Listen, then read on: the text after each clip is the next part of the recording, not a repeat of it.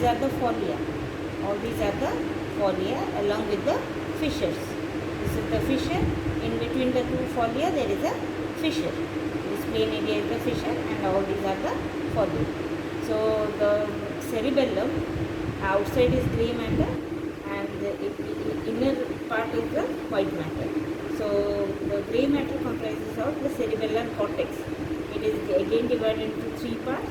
That is, the outer is the molecular layer. You can see this is the pie matter, which is adherent to the thin line of pia. You can see this is the pie matter which is adherent to the molecular layer. Here also you can see the pie matter.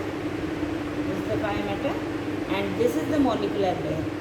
This is the molecular layer containing stellate cells and basket cells. The stellate cells are present outside towards the outer part and basket cells are present towards the inner part. Then comes here, these are, can you see the flash-shaped cells? These are the Purkinje cells. These are the Purkinje cells. These Purkinje cells, they form one layer, a single layer. So you can see the Purkinje cells, they are in one line. These are flash-shaped cells and they have dendrites going towards the molecular layer. So the molecular layer, it is formed by stellate cells, the basket cells and dendrites of the Purkinje cells, and in the last layer you see this is the granular cell layer. The granular cell layer consists of the granule cells and Golgi cells. So the exons from the granule cells and Golgi cells, they will also go towards the molecular layer.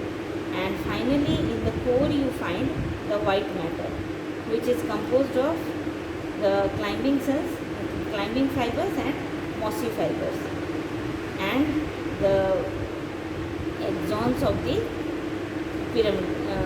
Purkinje cells, the exons of the Purkinje cells. So in the core you find the white matter, which is mainly composed of mossy fibers and climbing fibers. These are the and the exons from the Purkinje cells. So from the base of the Purkinje cells, these exons, they will come down towards the white fibers. And the granular layer consists of granule cells and Golgi cells.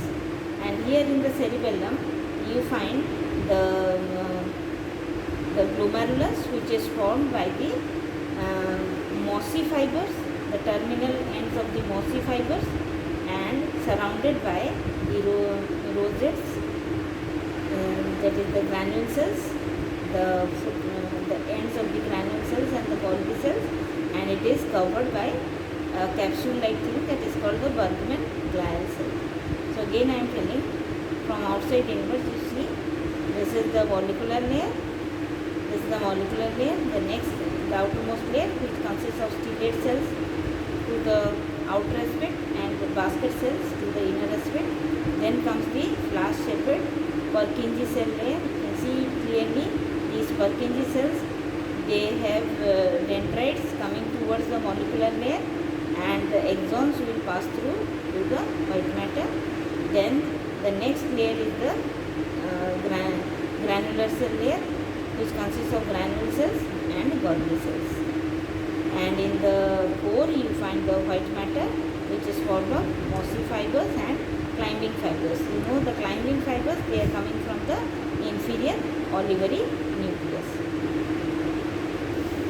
So this is all about the histology of cerebellum.